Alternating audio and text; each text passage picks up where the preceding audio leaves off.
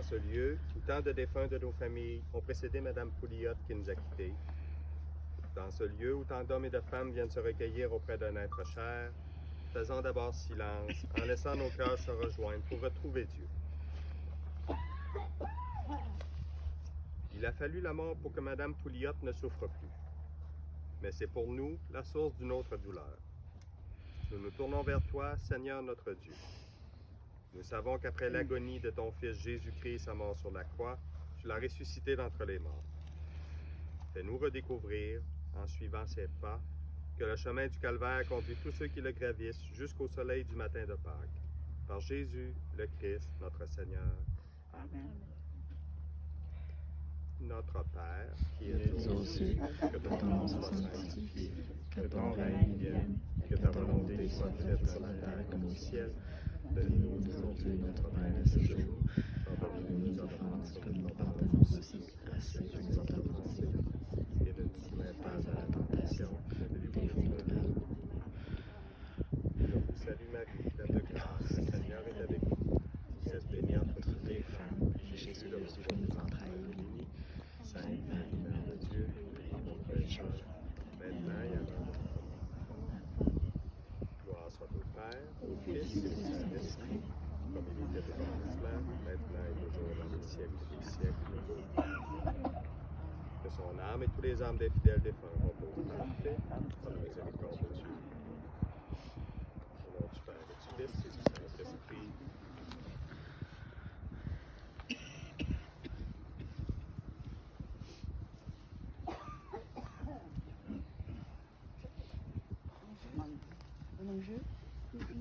Quand est-ce que je peux relire l'honneur à l'âme? Oui, tu vas donner les fleurs, après ça, tu vas pouvoir aller. Tu vas baisser la tombe, là. Ok. Tu lui rends même plus. Elle sait qu'il est sans le Le temps qu'il baisse à la tombe, c'est une bonne idée. Où que je vais? Je vais aller au mon oncle, il va me pousser. Les fleurs déposées, Madame Pouliot.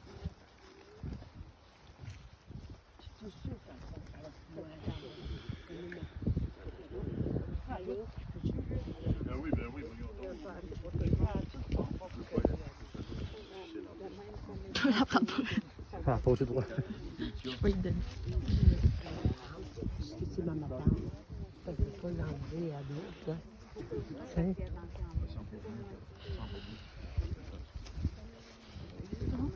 Non, t'as pas d'affaire à mettre ça. Il y a bien des... Il y a juste des... Encore aussi. Non, c'est correct.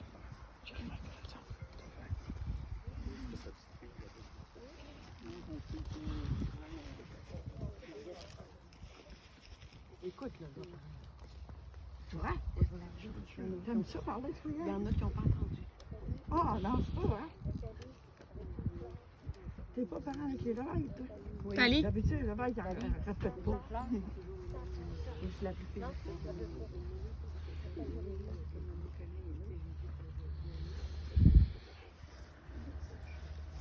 signe de respect pour une dernière hommage pour Mme Janine, vous pouvez vous approcher, déposer une belle fleur avec elle. Le concerter.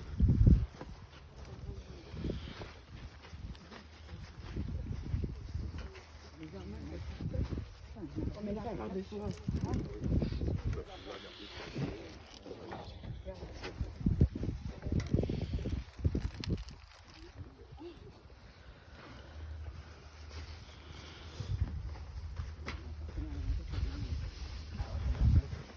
Oui, pas mal.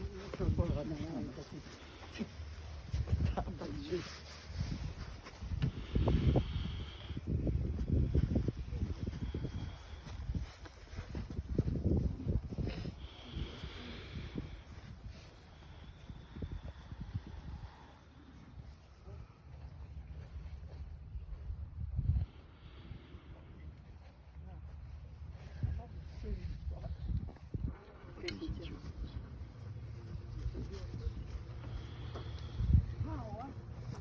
Attends, Hélène, écoute-moi.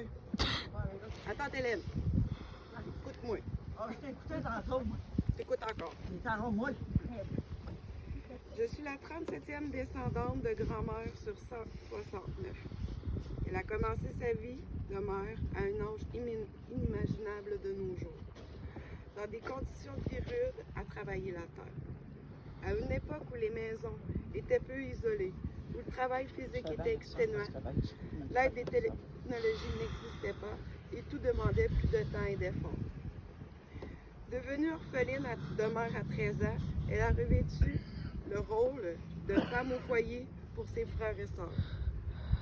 En si bas âge, elle n'avait pas les outils nécessaires pour un tel défi. Malgré une immaturité émotionnelle évidente, 2 ans plus tard, elle se retrouvait mariée et commençait à bâtir sa propre famille. 18 fois consécutives, elle a donné la vie et l'a préservée. À une époque où les décès infantiles étaient au plus haut, même si elle était encore qu'une enfant elle-même, elle a su les protéger et les mener à l'âge adulte. Elle a su leur insuffler de la force de son caractère pour leur permettre de se bâtir à leur tour une famille à eux et qu'ils aient de meilleures conditions de vie qu'elle n'a jamais eues.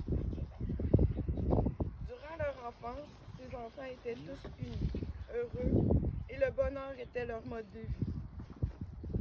Les histoires que j'ai entendues de leur enfance étaient toutes très drôles. Elles devaient gérer 18 petits tannants et ils sont encore tout aussi tannants aujourd'hui. Elle les a entraînés au travail. Ils devaient cueillir des fraises et des framboises. Les mauvais coups faits durant cette période sont nombreux et épiques. La danse pour la pluie, les pots de cueillette remplis de feuilles. Même s'il vient d'une époque où les femmes devaient tenir leur foyer et faire des enfants, je ne l'ai jamais sentie comme une femme soumise. Je l'ai toujours vue comme une femme forte, à l'égal de mon grand-père. Femme d'affaires, elle a eu un dépanneur, un restaurant et a vendu une quantité importante de produits de toutes sortes. Sur un camp de bûcheron, dans le Nouveau-Brunswick, elle était cuisinière pour 50 gars et mère de ses plus jeunes. Ces années-là ont été pour le couple les plus belles. Pourtant, ils y travaillaient fort. Mais ils s'accomplissaient dans le travail et c'est ce qui les unissait et les rendait heureux. Je n'ai jamais ressenti le besoin de défendre le droit des femmes ou d'être une féministe, car j'ai été entourée de femmes fortes toute ma vie. Des femmes élevées dans la croyance qu'elles avaient autant de capacités que n'importe quel homme, de force, mais aussi de force de caractère. Nous avons tous été témoins d'événements où nous avons pu voir la force de caractère de notre géante petite femme, grand-mère. Malgré une mémoire déclinante causée par de nombreuses chutes, des infections urinaires répétées et des reins qui ne fonctionnaient plus vraiment, il était hors de question de lui faire quelque chose qu'elle ne voulait pas.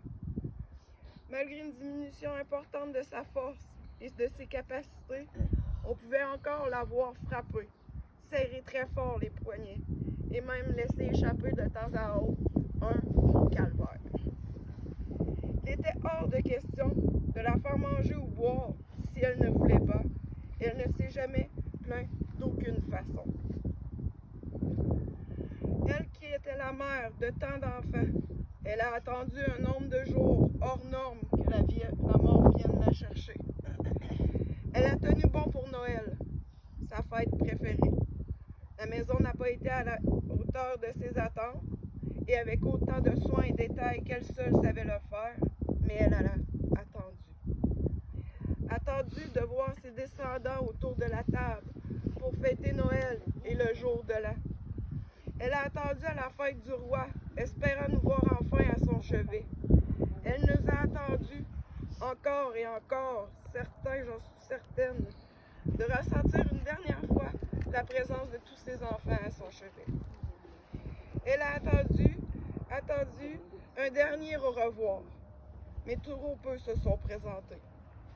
Lors d'une visite à l'époque où elle vivait avec oncle Daniel, je l'avais questionné pour connaître ses désirs de fin de vie, parce que je voulais faire ce qu'elle voudrait. J'étais bien consciente que tous la croyaient immortelle, mais je voulais quand même savoir comment elle voulait le vivre.